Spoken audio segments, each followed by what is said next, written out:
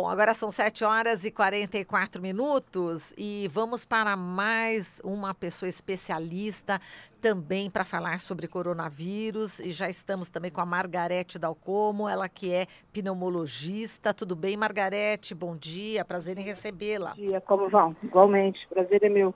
Bom, Margarete, vamos falar aqui sobre a situação do coronavírus aqui no Brasil. A gente sabe que você tem acompanhado extremamente de perto, né, essa situação, junto com as autoridades, enfim, junto ao Ministério da Saúde. E eu queria que você falasse como é que você está vendo hoje todo esse controle, né, que o Ministério da Saúde está fazendo.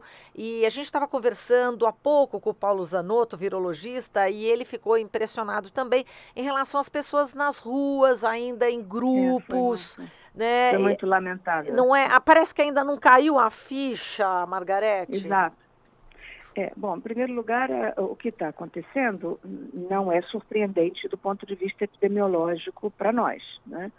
O que nós estamos querendo, o Ministério da Saúde e as instituições, eu trabalho na Fundação Oswaldo Cruz, que está fabricando os testes para diagnóstico, né? Você sabe que nós já distribuímos para o SUS aproximadamente 30 mil testes, temos encomendas do Ministério para distribuir mais 70 a 80 mil testes, de modo que o Brasil não terá os problemas que outros países, como os Estados Unidos, estão tendo nesse momento de fazer diagnóstico daqueles casos que precisem ser feitos, né? Quando a distribuição epidêmica do que está acontecendo, como as coisas estão acontecendo, sobretudo nas grandes cidades, ela é absolutamente esperada. O que nós queremos é que no Brasil não aconteça o que aconteceu na Itália, e que a curva epidêmica de distribuição de casos ela seja suavizada justamente pelas medidas que têm sido tomadas. Não há como impedir a propagação do vírus, porque ele é um vírus de contagiosidade muito fácil. Então, uma pessoa contagia 3, 4 e assim vai geometricamente. O que nós queremos justamente impedir é que a curva seja exponencial e que o pico da curva não se faça de modo tão agudo como ocorreu na China, por exemplo, né? Então, nós aprendemos muito com os exemplos dos países que já sofreram antes de nós. Perfeito. Eu gostaria que você explicasse, Margarete, dessa questão da testagem, né? Todos precisam fazer essa testagem ou não? Como é Não, que é? absolutamente não. Haverá um momento, inclusive, e esse momento já está praticamente nele, né, em que nós não precisaremos mais fazer teste, o diagnóstico é clínico. Quando nós estamos diante de uma epidemia, né, a similitude, melhor dizendo, dos casos, ela permite que nós façamos o diagnóstico independentemente do teste virológico. Isso pode acontecer, entende? Agora, nesse momento, a recomendação formal é que sejam testadas as pessoas que tenham sintomas. Então, assim, quem chega de viagem, nós fizemos recomendações muito explícitas. A pessoa que chega de viagem do exterior, por exemplo, deve ficar em casa, em isolamento social, 7 dias. Aquelas pessoas que são contato de caso confirmado, ou seja, na família, que vivam proximamente, devem ficar em quarentena durante 14 dias. E cada um terá que ser criativo, como nós acabamos de ouvir nessa entrevista, nessa logística, né? Como ficar. Então, essas são as recomendações. Quanto ao teste, nós precisamos interromper de uma vez por todas essa corrida aos laboratórios e ao próprio SUS, porque o SUS é que terá que dar resposta a essa epidemia, das pessoas correndo para fazer exame virológico. Isso está errado, não precisa ser feito isso. Não há necessidade. Quem está assintomático não tem que fazer teste de coisa nenhuma.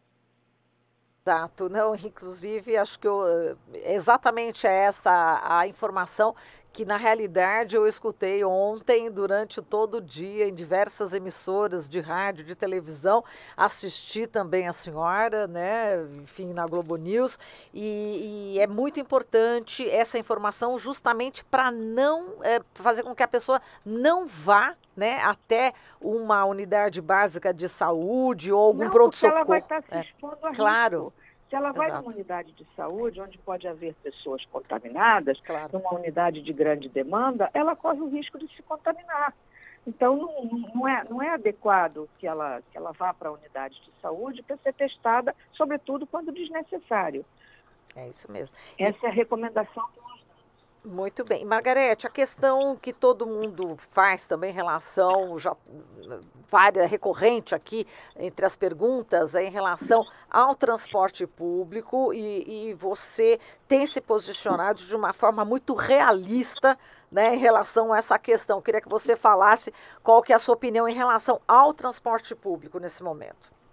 Bom, transporte público é um problema. Do ponto de vista logístico, eu diria que é talvez o nosso maior problema, porque as pessoas precisam trabalhar, elas precisam se deslocar para o trabalho, então é preciso que haja uma flexibilidade da parte de empregadores e das próprias pessoas para mudarem um pouco seus horários, saírem um pouco dos horários de pico, para poder diminuir um pouco. Todas as medidas são medidas que eu diria são válidas, né, no sentido de diminuir essa possibilidade de transmissão coletiva.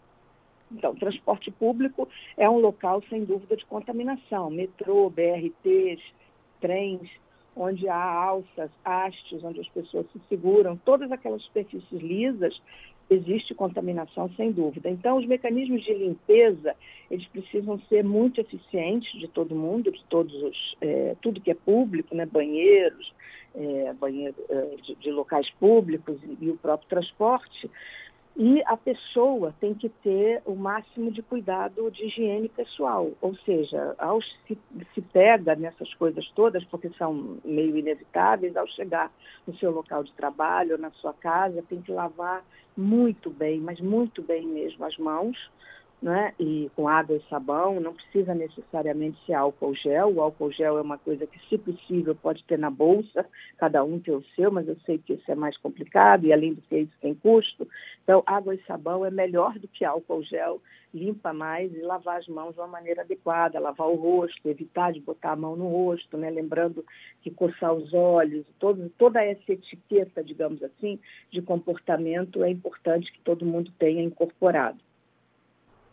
Margarete, a gente sabe já que o grupo dos idosos é um dos mais vulneráveis justamente ao coronavírus, mas o isolamento total também tem efeitos, impactos, né, sociais, psicológicos, inclusive nesse segmento da população muito grande. Como que as pessoas devem, na verdade, modular essa relação com as pessoas idosas, combinando aí o cuidado com a questão do isolamento? Como isso deve ser feito na sua avaliação? Eu disse isso ontem, inclusive, porque nós fomos muito perguntados sobre isso. Havia famílias que não querem deixar de ver os seus idosos.